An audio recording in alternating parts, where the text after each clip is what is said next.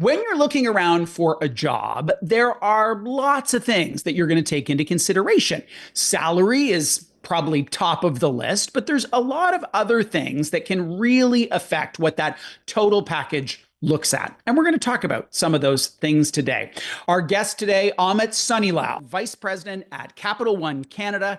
He joins us now to look beyond the base salary. Amit, hello. Hello, Bruce. Very nice to be here with you today. What would you say are some of the examples of monetary benefits that people should be at least aware of beyond that base salary? I'm so glad you asked that question and happy to speak on that topic because as you stated in your at the beginning, oftentimes candidates or prospective employees simply look at the salary that's being offered, and total compensation expense is so much more than that.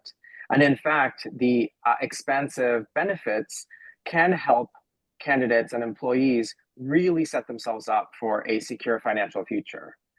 Those types of benefits include things like RRSP matching. If something like this is offered by your employer, make sure you're maxing out that contribution to get the full benefit. So, as an example, if your company matches up to 3% and you're able to contribute 3% to do it, then I would encourage you to take advantage of that. It's essentially free money that you're leaving on the table. Another really compelling benefit can be stock options or share purchases at an employee rate and with employee matching. Equity is a really important tool to build wealth for the future. Bonuses are also frequently offered. And I encourage candidates and certainly employees that if you are getting a bonus, to do some pre planning, and you might actually make the decision to save some of that to implement some sort of tax deferral strategy into an RRSP account. And finally, this is one of my favorites, actually, and something that candidates and certainly employees often don't include as a financial benefit, and that's health benefits. Mm. So, health benefits are meaningful financial benefits. These are typically employer sponsored, and they give employees the flexibility to cover personal health and wellness expenses. And these are non taxable, which mean that they are additional savings for employees. How do people assess? Let's talk about the health benefits for a second. Assess how good they are, because I've had a pretty long career. I've had amazing benefits and terrible benefits over the course of the different roles that I had. The spectrum is very wide, and it is hard to put a dollar value on them, in particular if you're not in the life stage in which that's relevant. So for example, when I was in my 20s, who cares about orthodontics? Now I have a 15-year Yes. old. I would really have liked orthodontic coverage for my kid. Yes, great question. So the best advice I can give is to ask. Be very explicit that you want to understand the full gamut and full spectrum of benefits. Benefits typically aren't one size fits all. And Bruce, you said it. Oftentimes, candidates are in varying stages of their life and their professional life, and so at different stages, different benefits might be more appropriate for them. And so, I highly encourage all candidates and certainly all employees to connect with their HR team members, connect through their leadership teams. There are actually really useful intranet resources, as an example, at Capital One that we offer our associates to really understand which benefits are appropriate for their stage in life and for their family. I am old enough to remember when the benefits booklet was a physical booklet, and I would bring it home, put it in front of my husband, and say, let's shop the company store. And it's not like we were trying to, take advantage of benefits that we didn't have or that we didn't need. But if you've got 4 massages a year and that would be of benefit to you, you should use those 4 massages. How do you, as an employer, prompt people to go and get what they deserve? Great question. There are, for benefits, there is typically an enrollment window annually.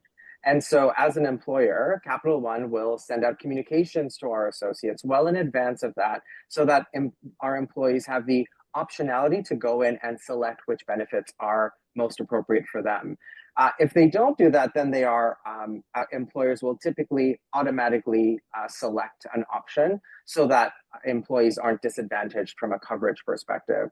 One point, Bruce, I would love to make around health and wellness benefits is employees earn that. And so it's really important that employees see that as a benefit that they've earned, and therefore they should be able to then feel like they can take the full advantage of it. The unemployment rate in Canada is low currently. There is still competition for talent currently. It is pretty easy to benchmark salaries for same jobs across companies or sectors. Harder, I would imagine, on benefits. How do you at Capital One Canada ensure that your package and all of the things stay competitive with what someone might get if they were to walk across the street? Yeah, so we do benchmarking consistently to ensure that we are offering benefits that lead the market. Additionally, we do offer options that are incredibly beneficial from a financial perspective, such as one of our options actually is offered to our associates at no fee. And then there are options for associates to opt in for more coverage, which would then result in a deduction off of their payroll. Then there's an option based on life cycle for associates to opt into an option with less coverage, and then we provide those dollars in a health spending account for our associates. Mm. I spend a lot of time in the world of behavioral finance, and it boggles my mind that so many people have these benefits right in front of them. They have awareness that these benefits exist, like the matching programs or stock options or whatever, and they don't take the action to sign up for the thing. In your career, it's not your first rodeo, you've been around for a while. What have you learned that helps prompt the behavior that is in the employee's vested interest? Mm. Uh, the best, uh, the best intervention that I've seen be most effective is having employers talk about it with their associates, and really, and this is at every stage of the employee life cycle, from interviewing to offer, through the entire employee life cycle at various stages of employee life, getting married, having a child, etc., at enrollment windows. So it's Bruce, it is the classic change management approach where you need to communicate, and truly share the benefits of the benefits so that associates really internalize that. I find it's also quite useful to have associate stories Mm. shared with the broader associate base, just talking about how valuable certain benefits are. For example, things like parental benefits is something that we really care deeply about at Capital One. And that's something that our associates value a lot and talk about a lot, both with each other and through more broader forums like our employee resource groups. Mm. I'm going to create a false dichotomy here. There are benefits that are steak and there are benefits that are sizzle. There are benefits that are strategic and there are benefits that are tactical. I would argue that foosball is more sizzle and tactical than, say, a retirement savings program. How do you think through what is going to be relevant and resonant to your employees and what's going to get them all excited because there's chocolate M&Ms in the servery? Yes, so snacks are always a hit. Foosball, always a hit. And so, of course, those things are important. Our associates tell us that they're important, and so we will absolutely continue providing those benefits. Now, we know, given Capital One's mission and purpose within the Canadian market to help Canadians succeed with credit, that truly starts at home.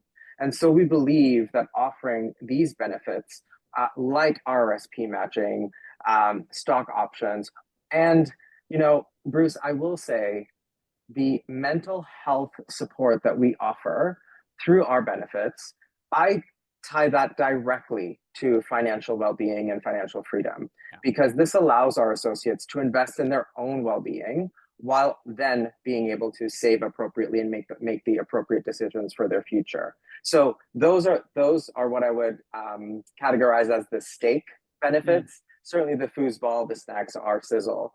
I want One the of snacks. our Yes, yes. one of our marquee benefit programs, which I've personally benefited from, is our education benefits. So we offer all of our full-time associates up to $5,000 a year for tuition reimbursement. And it's something that I really encourage all associates when I meet with them one-on-one or in groups to take advantage of. I recently completed an executive MBA that was funded partly through that with Capital One. And I see myself both growing as a professional and as a personal a human being through the investment that I've been able to make in myself with Capital One support. How do you ensure that after an employee receives a benefit like that, that they stick around? Because I can imagine for some employers, like, you're going to get all upskilled and then you're going to get poached and go somewhere else. Great question. At Capital One, we really pride ourselves, and I encourage employers to think about this, in uh, ensuring that when associates invest in their development, that you meet them where they now are with opportunity and with problems that can help them practice those skills and capabilities that they've developed. And that's been our approach is, and I'll use myself as an example again, Bruce. Once I finished my executive MBA, my leader presented me with another opportunity, which allowed me to really stretch and practice some of those skills that I learned through that program. Really interesting stuff. Amit, thank you so much for joining us to talk about this today. Thank you so much for having me, Bruce. It was an absolute pleasure.